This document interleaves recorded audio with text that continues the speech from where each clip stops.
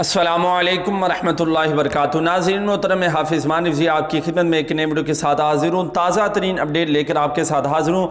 नाज़रीन मोहतरम, जो दोस्त अल्लामा साद हुसैन रिज़वी साहब की रिहाई को लेकर परेशान है, यकीनन मैं दावे से कहता हूँ कि जब वो ये वीडियो देखेंगे तो इंशाअल्लाह उनकी जो परेशानी है वो दूर हो जाएगी। ये खुशखबरी की न्यूज़ है।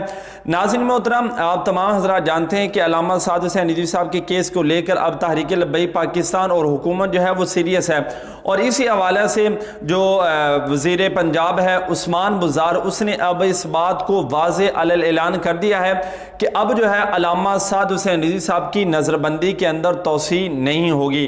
तो सबसे पहले जो आपके ज़हन के अंदर ये सवाल था कि हुकूमत मज़ीद कुछ अल्लामा साद हुसैन रिज़वी साहब को माँ के लिए नज़रबंद कर सकती है, तो ये परेशानी आपने बिल्कुल ख़त्म कर देनी है। और दूसरा, अब आपको बताता चला जाऊँ कि अल्लामा शफीक अमीनी साहब और इसी तरह जो नायब अमीर हैं अल्लामा ज़हीरुल हसन शाह साहब, उन्होंने भी इंटरव्यू देते वक्त इस बात को वाज़े कर दिया है कि इंशाअल्लाह अल्लामा साद हुसैन रिज़वी साहब अमीर मोहतरम बहुत जल्द हमारे दरमियान होंगे और उर्स के अंदर इंशाअल्लाह वो ज़रूर शिरकत करेंगे।